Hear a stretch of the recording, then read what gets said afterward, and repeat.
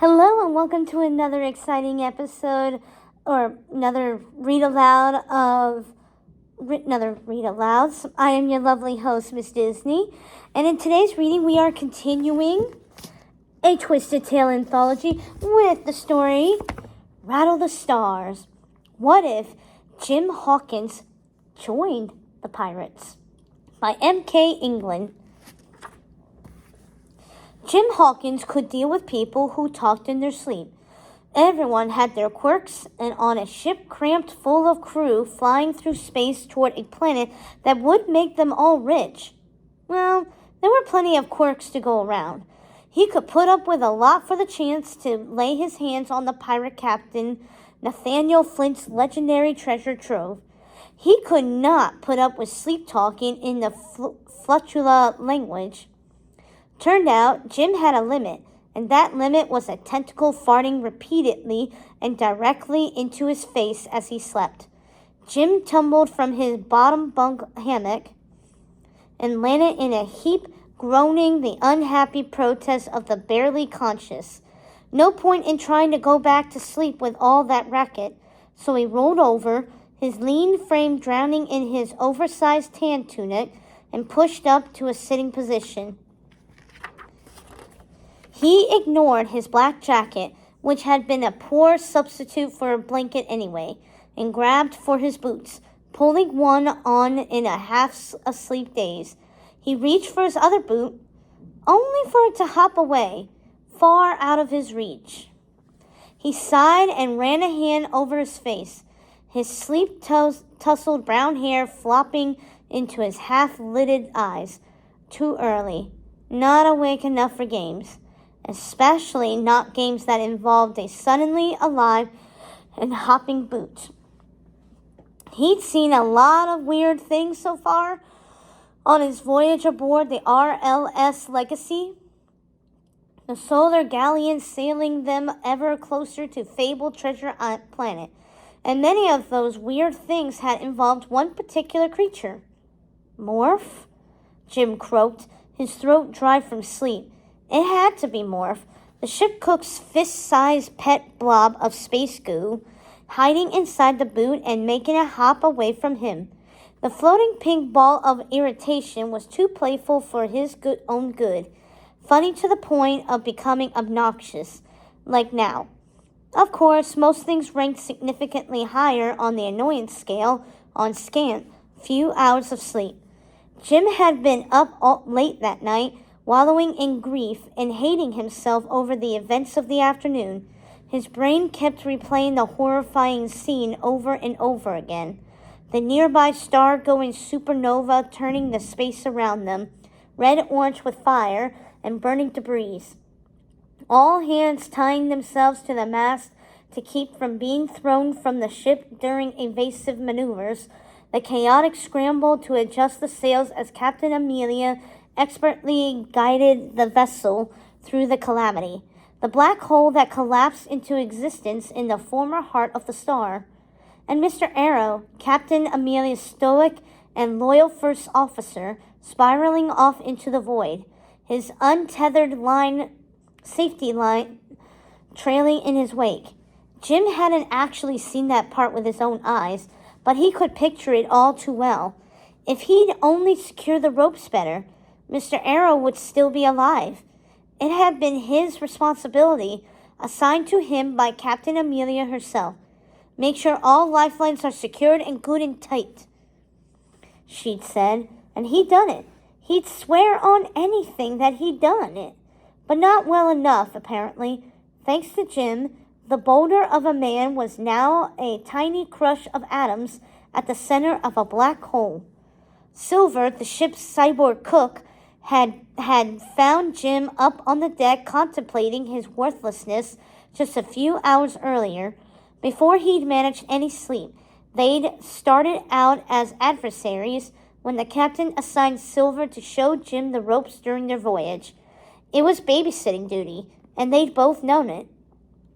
But before long, they developed a rapport. Silver taught him about shipwork, and Jim learned and worked hard. They'd grown to almost like each other. And then had come the supernova, when they'd clung to the mast together. Silver's bulk shielding Jim from the raging fires as Captain Amelia sailed them to safety. They'd lived. They'd learned that Mr. Arrow had not.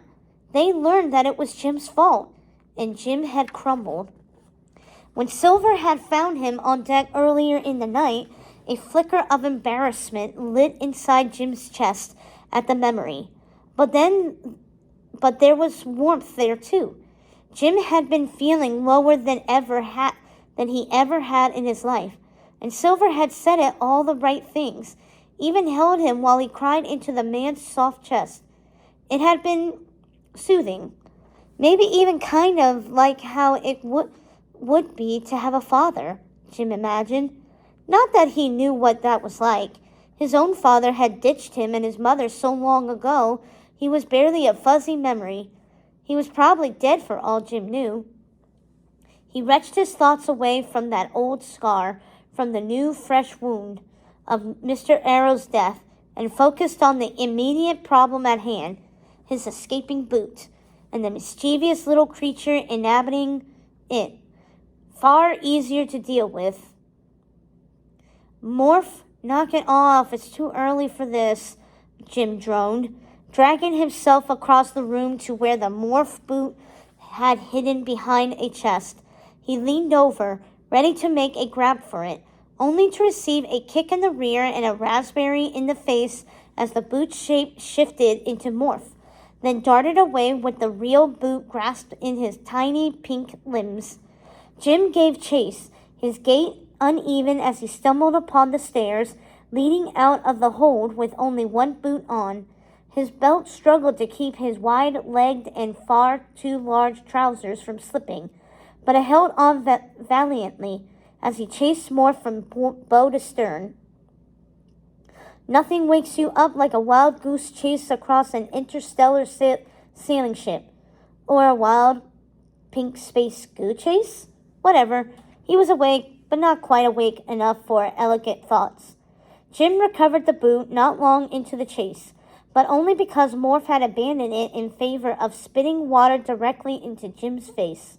Big mistake, though. A little cold water had been all Jim needed to finally wake up and pursue Morph in earnest. He cornered Morph in a small below-deck storeroom, both of his boots securely on his feet, where they belonged. With tiptoeing steps, he crept through the quiet, windowless room over to a barrel and peeked inside, then dove in head first. "Ha! Busted!" he said, capturing Morph in one hand and laughing as he fell all the way inside the barrel, miraculously not squishing all the juicy purple fruit stored inside.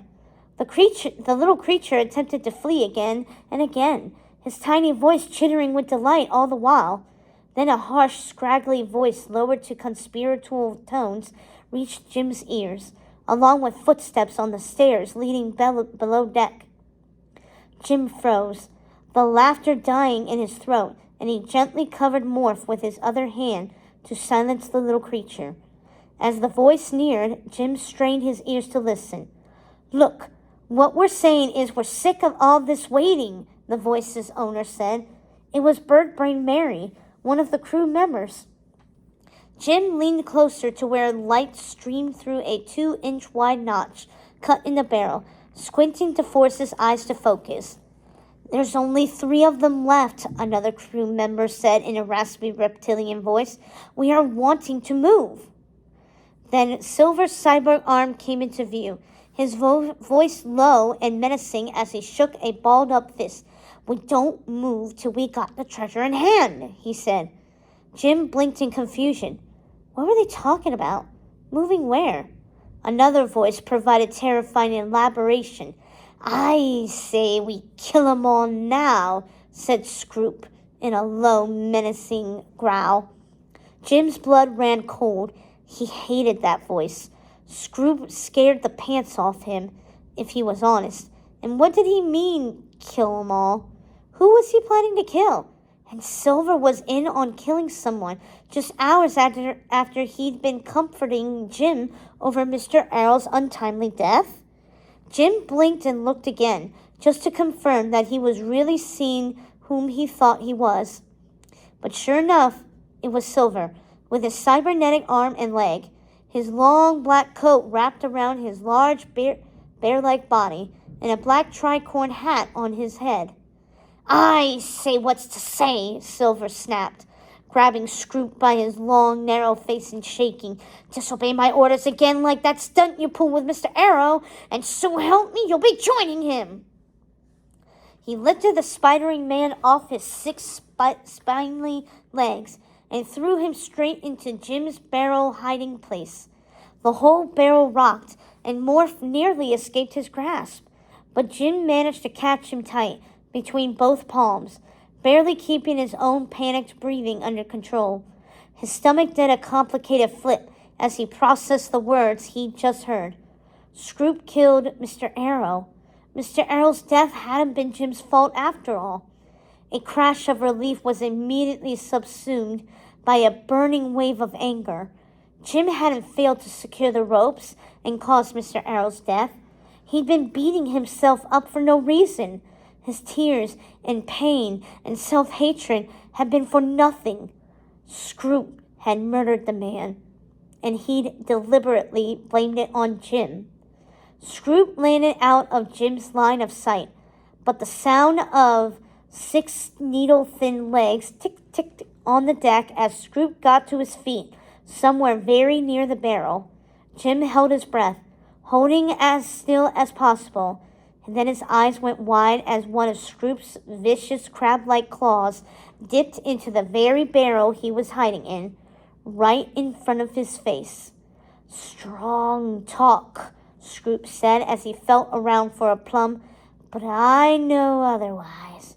You got something to say, Scroop?" Silver asked as Jim frantically scooped up one of the soft purple fruits and held it up for Scroop to pinch between the points of his claw. "It's that boy," Scroop rasped, his arm retracting from the barrel with the plum in his grasp. "Methinks you have a soft spot for him." He pierced the plum with the knife-sharp tip of his claw, letting the dark juice bleed out as the other crew members rumbled their assent. Jim's gaze stayed fixed on Silver, watching through the gap in the barrel for the cyborg's every reaction. And there was something. Blink and you'd have missed it. But his expression slipped for just a moment, a vulnerable point exposed. Fear, maybe? For himself? Or for Jim? Then Silver's eyes darkened, and every emotion Jim imagined he'd seen there flickered and died out. "Now mock me, the lot of you," Silver said. "I care about one thing, and one thing only. Flint's trove. You think I'd risk it all for the sake of some nose-wiping little whelp?" Nose-wiping little whelp. Was that what Silver really thought?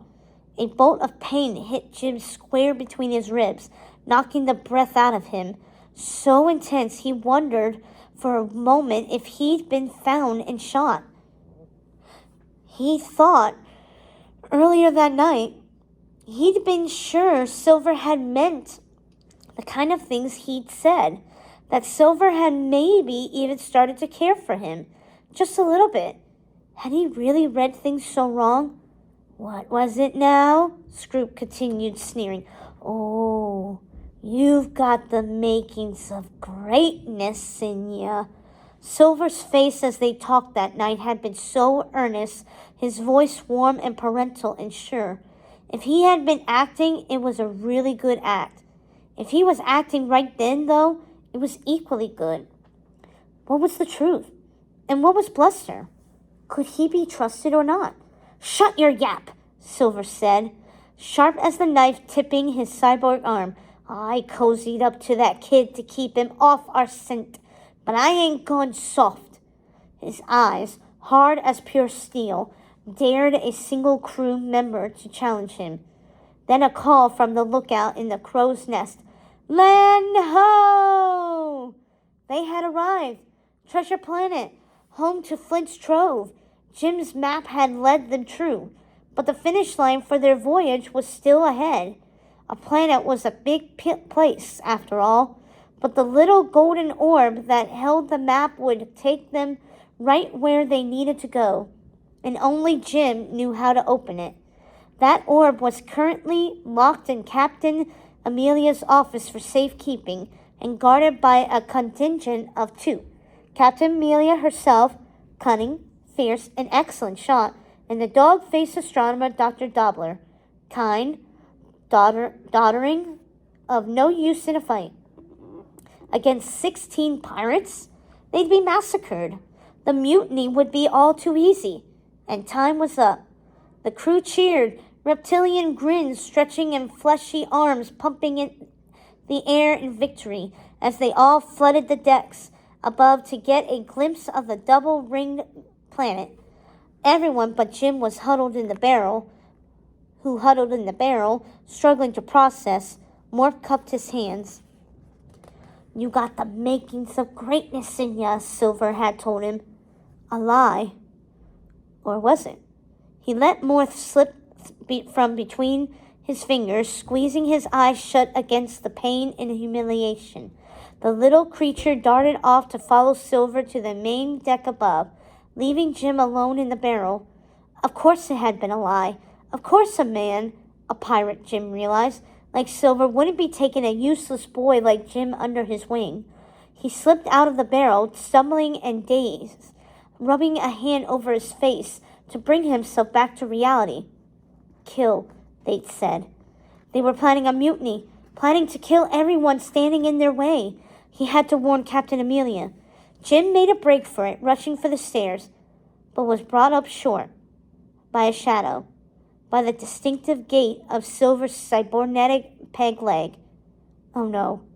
Jim glanced around, frantically surveying the room for another exit, even briefly considering a leap back into the barrel of plums.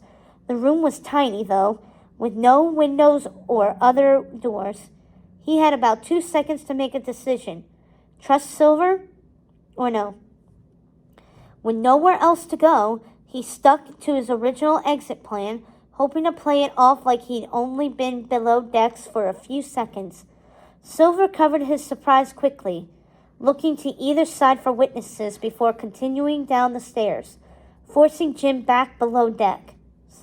"Jimbo," Silver said with forced casualness, blocking the exit with his big Yersin body. "Playing games, are we?"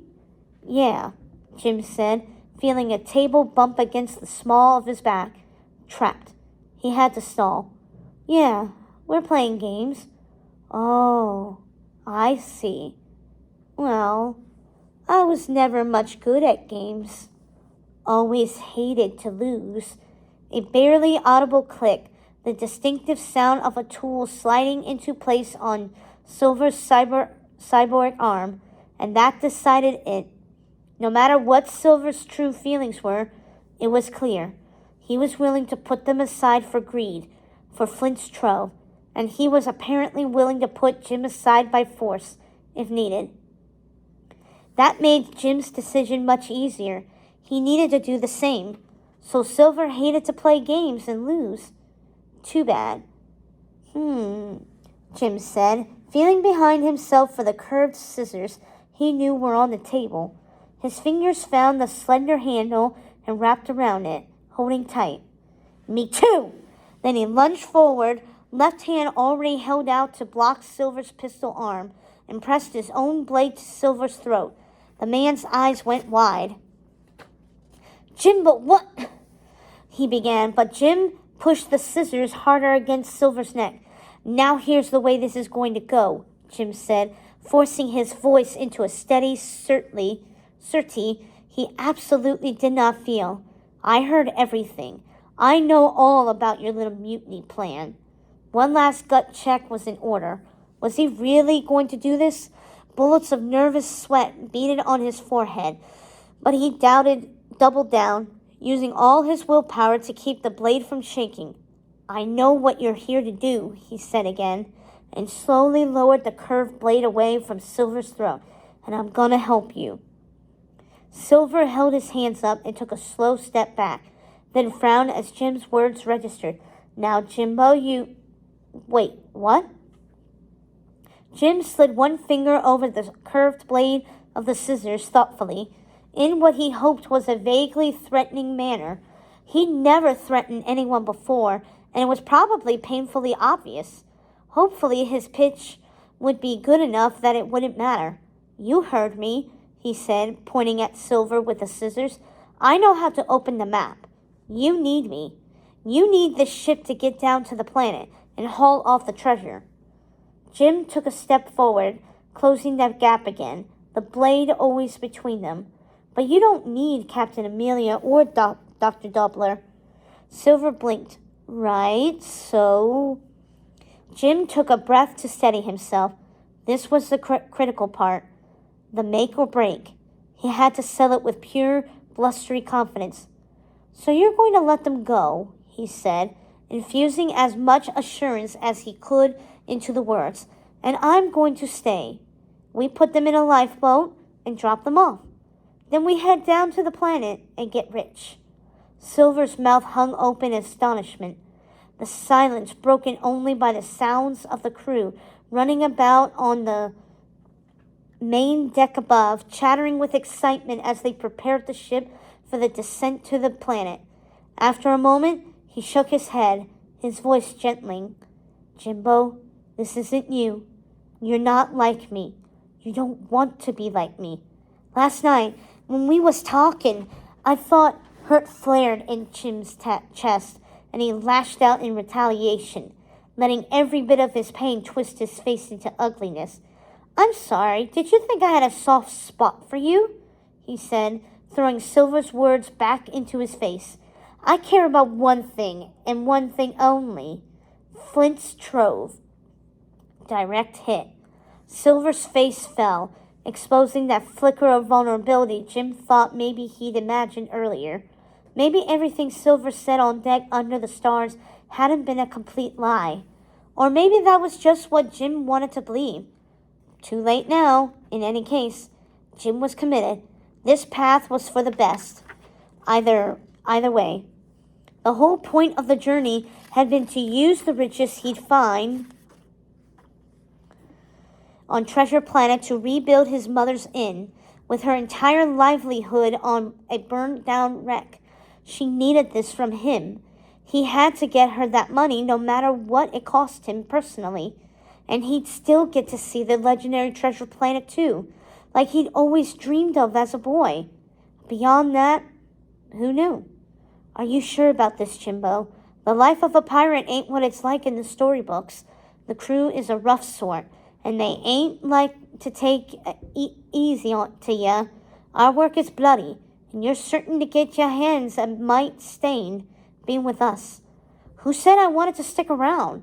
Maybe I want to take my cut of the treasure and split, Jim said, though in all honesty he hadn't even considered it. Did he want to be a pirate? It wasn't exactly a life that his mother would be proud of, but there would be plenty of adventure, excitement, riches, and a family of sorts, a crew, something to be part of. When he'd first met Captain Amelia, he'd thought that maybe he could find that with the Royal Navy, a ship and crew of his own, and the wide-open galaxy before him. The Interstellar Academy would never take someone like him, though. Was the life of a pirate really all that different? I suppose that'd be your right, Silver said, shaking Jim out of his consideration. We'll give you an equal cut. A startled laugh sputtered out of Jim. Equal cut? Like I'm just one of your regular crew? I'm the only one who can open the map. You're only on this ship because of me. The ship only made it to Treasure Planet because of me. I want 25%, and I have one more command. The corners of Silver's mouth tightened. Careful now. You're driving an awfully hard bargain here, Jimbo. It's not negotiable, Jim said, gesturing sharply with the blade. Scroop has to pay for killing Mr. Arrow. I won't see the treasure shared with someone like him. I won't reward him for dumping an innocent man into a black hole, then blaming it on me. Silver hesitated, considering. Are you sure, Jimbo? You know what you're asking for? There'll be no easy way out with Scroop. If he's off the job, then we can't let him live. If we were to dump him on some random planet, he'd spend the rest of his life hunting us. It's him or me. That's the deal, Jim said flatly. Besides, he was stirring up a mutiny against you too, trying to convince everyone you'd gone soft over the nose-wiping little whelp. You really think you could trust someone like that at your back? Silver winced at that one, nodding to acknowledge the jab. You make a fair point there, Jimbo. Perhaps you're fit for this life after all, Silver said. Scroop's been stirring up trouble for as long as he's been part of the crew. Manipulative, that one is, and always looking for the chance to cut in on my leadership. Takes a sight too much enjoyment in being cruel too, if I'm honest. Bit disturbing. He rubbed his chin thoughtfully, then cut his eyes back to Jim and softened. You know, Jimbo, His voice trailed off as he looked down and away. I didn't mean what I said to the crew. I wouldn't have let them kill you, but I couldn't let them be thinking that I wasn't up to the task of leading the crew no more. If Scroop took over, that'd be the end of you, boy. Silver rubbed a hand over his eyes, hiding his expression. I couldn't have that, he finally said, and you couldn't have them tossing you overboard before you ever got your hands on Flint's trove, Jim said with a frank stare. Silver shrugged in acknowledgement. Yeah, okay, that too. Benefits us both, me boy. Above deck, the excited chattering rose in pitch and clamor, and Jim and Silver locked eyes. Time was nearly up. We have an agreement then? Jim asked. Silver nodded and held out his non-cybernetic hand for a shake. We have an accord. It'll be as you say. We'd better move now, though, for that useless reluctant traitor Scroop gets the rest of them all riled up against me. Before he could think better of it, Jim strode forward and took Silver's hand, projecting all the confidence he could muster. He could always improvise later if he wanted out. Once the treasure was in hand and he had the money he needed to help his mom, he could decide for sure. For now, Jim Hawkins was a pirate, and it was time to launch a mutiny. Follow my lead, Silver said, and he spun around on his peg leg and marched up onto the deck. Without a blink, he raised his cybernetic arm with the pistol attachment, loaded up, and fired the second he crested the stairs and had a clear shot. Scroop fell to the deck, unmoving. Every single crew member froze too, utterly silent as Silver stared them all down. It was all Jim could do not to recoil in horror. He'd asked for this. He signed Scroop's death warrant, and it was fair. A life for a life, a murder for a murderer, wasn't it? Now that there was a dead man in front of him, Jim's sense of justice wavered, as did his stomach. Morph, apparently sensing his distress, flew down from his perch atop the sails and nuzzled into his neck. It took every ounce of Jim's self-control to keep his reaction in check as Silver stepped forward to address the crew. All right, you lot, change of plans, he called out, wrenching everyone's attention away from the smoke curling up from Scroop's chest.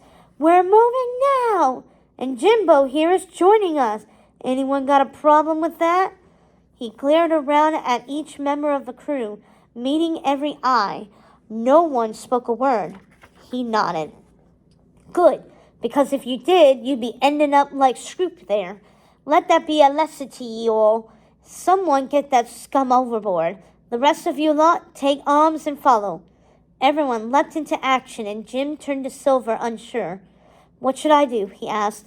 Silver held up a finger to Jim and called over one of his crew, a single-eyed alien named Blinko. Where are the captain and the good Dr. Doppler? He asked. Blinko snapped a salute.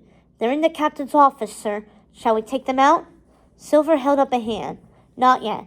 We have other plans. Prepare to break down the door on my command. The captain and doctor are not to be harmed, though. Spread the orders. Blinko saluted again and scurried off to spread the word as Silver turned back to Jim. We need that map, Silver said. We're going to send you in there alone first so you can get it.